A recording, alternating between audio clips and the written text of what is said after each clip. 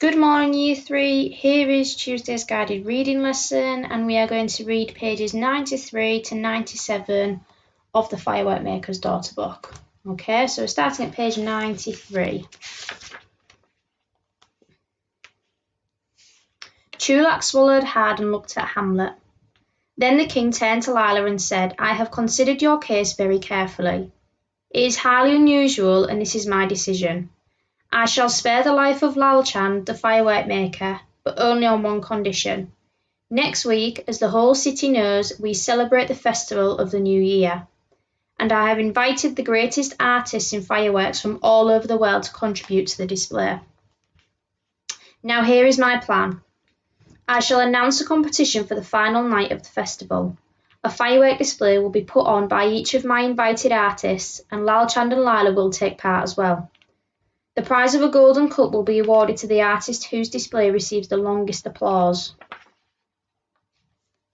That is all that the other competitors will know, but you and Lal Chand will know something else as well.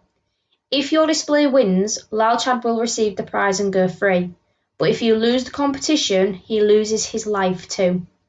That is my decision, and there will be no appeal.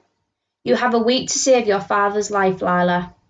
Guards, see them out and release Lal Chand the firework maker into the care of his daughter."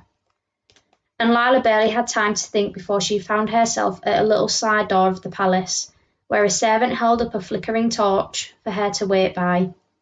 But she didn't have to wait long. From behind a door came the sound of a chain falling to the ground, and then the door opened and there was Lal Chand.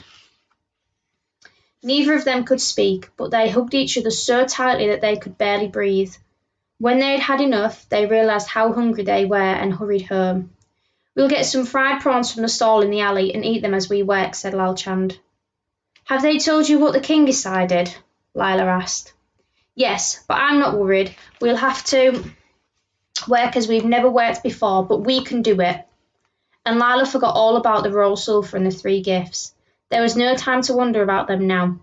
She hurried into the workshop with some dishes of rice and prawns and fried vegetables, and they scooped them up absent-mindedly as they worked.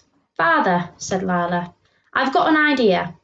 Supposing—" She took a stick of charcoal from the bench and drew some quick sketches. Lal Chand's eyes lit up. "Aha! But begin slowly, build up to it."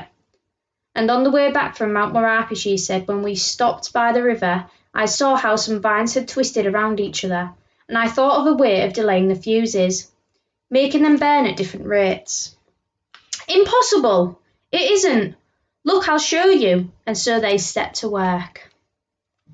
Okay, in your book, you need to answer the following questions.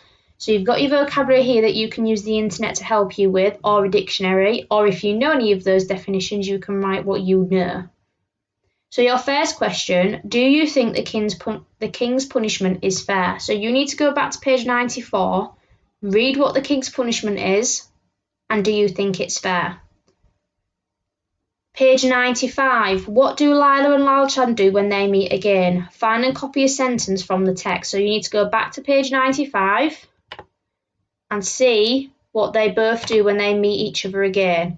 So neither of them could speak, but they hugged each other so tightly that they could barely breathe. So when they met again, they hugged each other so tightly that they could barely breathe.